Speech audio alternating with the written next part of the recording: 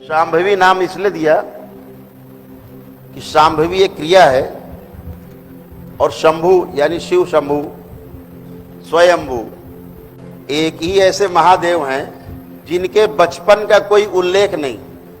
एक ही ऐसे महादेव हैं, बाकी सारे देवी देवताओं के बचपन का उल्लेख है। बचपन में कैसे थे, पिता कौन थे, क्या क्या किया, कहाँ गए, सारा है। लेकिन एक महादेव हैं जिनके बचपन का कोई उल्लेख नहीं। क्यों नहीं? क्योंकि वो है ही नहीं। जब वो है ही नहीं तो बचपन कहां से? वो तो नित्य वर्तमान है।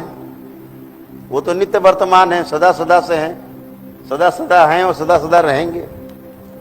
तो इसलिए उनका बचपन नहीं, कोई किस्से कहानी नहीं। ठीक है, सारी किस्से कहानी वो कहते हैं कि मैं ही देता हूं, मैं छीन लेता हूं। वो कह रहे हैं, साफ साफ कह रहे हैं कि मैं ही अच्छा कर देता हूं, मैं ही बुरा कर देता हूं, मैं लिख देता हूं, मैं मिटा देता हूं। इसीलिए कहा भोलेनाथ। इसीलिए जब भोलेनाथ वरदान देके फंस जाते हैं तो शिव जी को बचाने के लिए कौन आता है भोलेनाथ को? विष्णु जी। कि भैया ये तो फंसा दिया इन्होंने वरदान देके। इन्होंने वरदान दिया और सबको फंसा दिया। अब सारे राक्षस दानव मिल करके देवताओं की कुटाई कर रहे हैं उसी वरदान से। तो फिर आते हैं छलिया। छलिया रूप जो है, रूप वो भी शिव का ही है।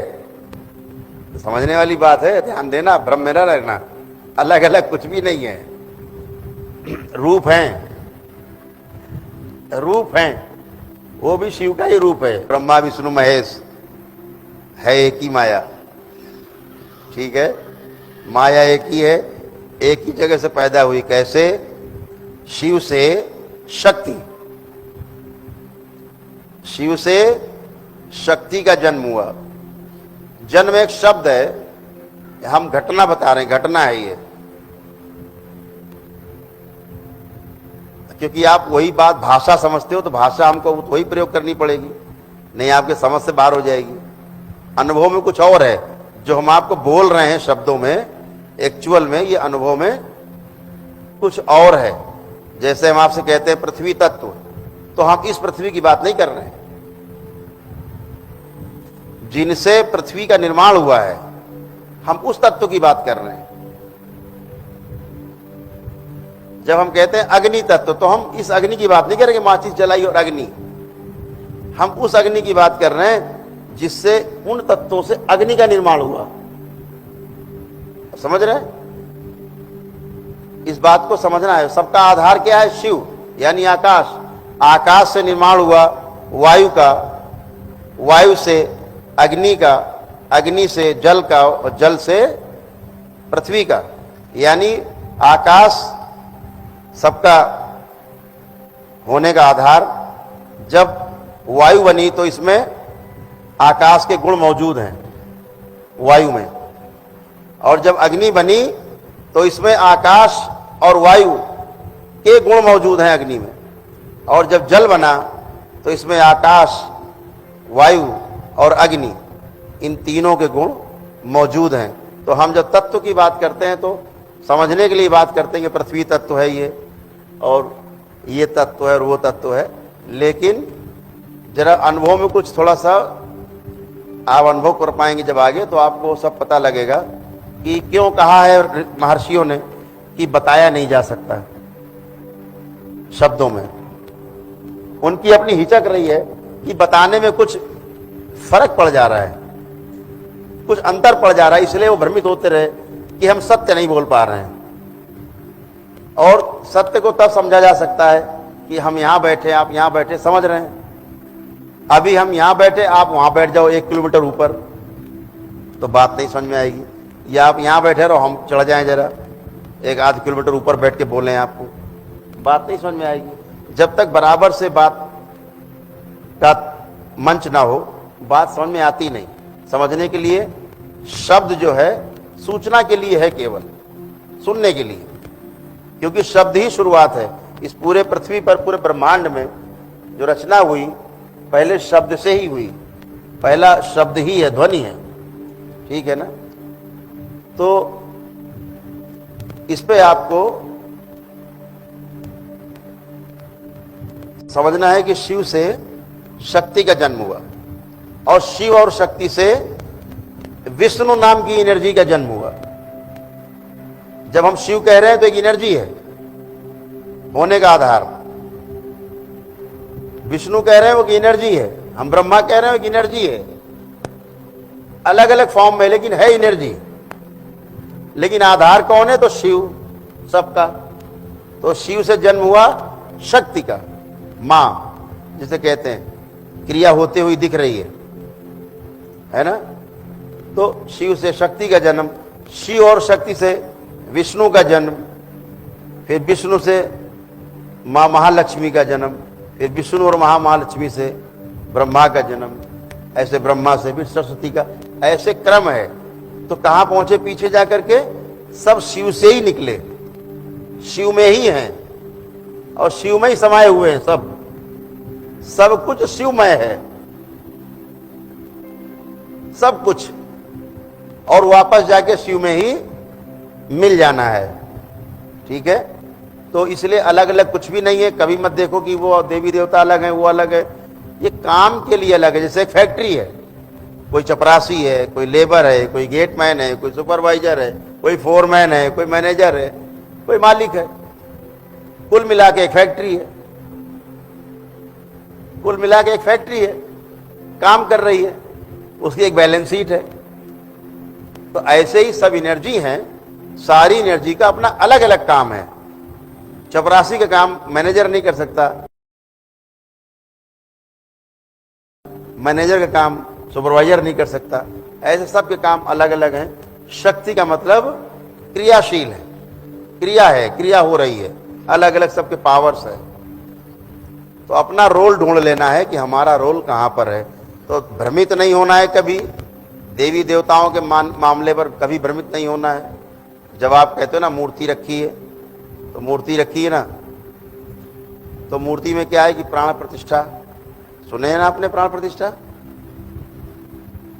ऐसे ही प्राण प्रतिष्ठा आप में भी हो रही है। और जो ये शांभवी मुद्रा है जो हम आपको बताने जा रहे हैं, इसको जब बार बार आप दोहराएंगे तो आप में भी प्राणों की प्रतिष्ठा होगी, उसका प्रतिष्ठापन होगा, जैसे मूर्ति में होता है। मूर्ति में प्राण प्रतिष्ठा करना थोड़ा कठिन काम है, लेकिन आप में एक जीवित व्यक्ति में प्राण प्रतिष्ठा होना बहुत सरल काम है, और वो शांभवी मुद्रा से होता है।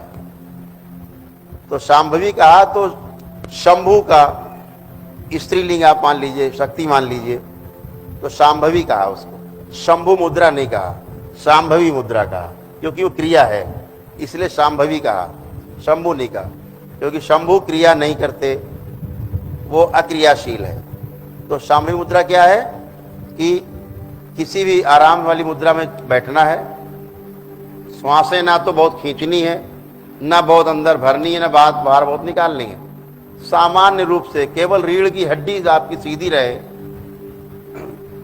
और आंखें ना बंद करनी है और ना खोलनी है। जैसे उन्मनी मुद्रा में आंखें खोलनी थी, ऊपर देखना था बलपूर्वक और बीच में देखना था बलपूर्वक, ये उन्मनी मुद्रा है। लेकिन शांभवी मुद्रा क्या है? ना तो आंखें खोलनी है और ना ही बंद करनी। जैसे शिव के नेत्र देख रहे हैं पीछे, पीछे देखिए, ये शांभवी मुद्रा है। ये जिस मुद्रा में बैठे हैं ये ही शांभवी मुद्रा है। यही मुद्रा देख रहे हैं आप स्क्रीन पे देखिए, देखिए ये मुद्रा आप देख रहे हैं, आधी खुली है और आधी बंद है, अर्धमीलित नेत्र हैं, आधे खुले हुए आधे बंद हैं। लेकिन कहां देख रहे हैं? वो मध्य में दिख रहा है कि मध्य में देख रहे हैं। तो क्या करते? धीरे धीरे धीरे एक ही उसमें बैठे रहते हैं, श्वास ना तो लेते हैं ना छोड़ते हैं, जैसे आ रही आने देते हैं, जा रही जाने देते हैं, सामान्य बैठे रहते हैं। धीरे धीरे श्वास की लंबाई छोटी होती जाती है जितना आप ध्यान करते हैं। तो बैठे और ज्ञान मुद्रा में बैठे, तो मुद्रा का अपना महत्व है। ये अग्नि है, अग्नि का हमारा प्रतीक है। अंगूठा ये वायु का है, ये अग्नि और ये वायु, ये आकाश, ये जल और ये पृथ्वी। ऐसे 5 जो उंगलियां हमारी हैं, पांचों अलग अलग प्रतीक है। किसका? अंगूठा अग्नि का प्रतीक है, ये आपकी दूसरी उंगली बगल वाली ये वायु का प्रतीक है, तीसरी आकाश का प्रतीक है, सबसे बड़ी उंगली है आकाश, चौथी जो आपकी उंगली है आपकी आराम का, ये बोली जाएगी जल का प्रतीक है, और अंतिम सबसे जो छोटी आपकी छुंगलियां कहते हैं जिसे, ये पृथ्वी का प्रतीक है। तो ऐसे हम जिसके साथ अंगूठे को लगाते हैं, ऐसे लगाते हैं तो चीजों को बढ़ा देती है, ठीक। हम ऐसे लगाते हैं तो घटा देती है। ऐसे लगाया तो चीज बढ़ जाती है। क्या बढ़ गया? वही तत्व जो इसमें है अग्नि के साथ मिलके, और ये तत्व बढ़ने लगेगा, ठीक। घटाना है तो नीचे ले जाते हैं, ऐसे कर लिया घटाने के लिए, ऐसे कर लिया बढ़ाने के लिए, ऐसे कर लिया बढ़ाने के लिए। तो हवन में समिधा डालते हैं ना, तो ऐसे डालते हैं। तो क्या क्या आ गया? अग्नि, आकाश और जल, ऐसे 3। उन सबका यही है, साइंस है, ये क्लियर कट साइंस है जो समझना है आपको। तो उस मुद्रा में बैठ करके, और जो शिव के जो नेत्र भी आपने देखे, आंखें बंद करनी है और इन वाले नेत्रों पे आपको आना है। कैसे आप आएंगे? जब आप आधी आंख खोल के और आधी बंद करे रहेंगे, और धीरे धीरे धीरे धीरे आप बीच में जाने लगेंगे, यहाँ बीच सेंटर में एकदम, और यहाँ जा करके और ऐसे स्थिर हो जाएंगे।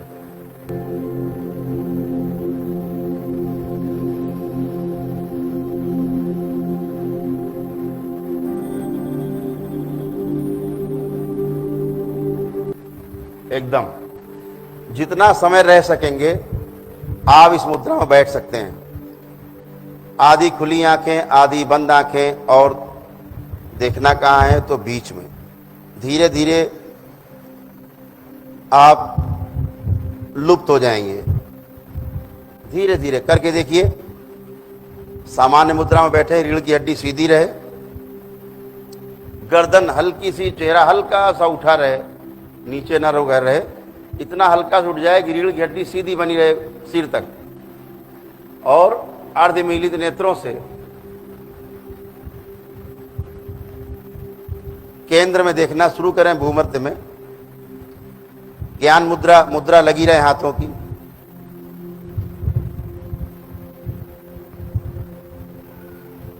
पूरा ध्यान मत्थे के बीचों बीच, दोनों भवों के बीच में आपकी देखने की भाव भंगिमा उधरी हो, ऊपर हो, आधे नेत्र खुले आधे बंद हुए, और वही बीच में देखने की कोशिश करनी है। धीरे धीरे अभ्यास करते करते आप यहाँ पे टिक जाएंगे, और आप यहाँ पर बने रहेंगे, और आपकी ऊर्जा का जो बहाव है वो आपको स्वयंभू बना सकता है। त्रिनेत्र पर आपके जा करके ऊर्जा को एक नया आयाम दे सकता है, जो आपकी त्रिनेत्र से बहने वाली ऊर्जा है उससे आपका एकाकार करा सकता है, और आपको कुछ अतीन्द्रिय अलौकिक अनुभव हो सकते हैं। चेतना के आगे जा सकते हैं, पराचेतना में आप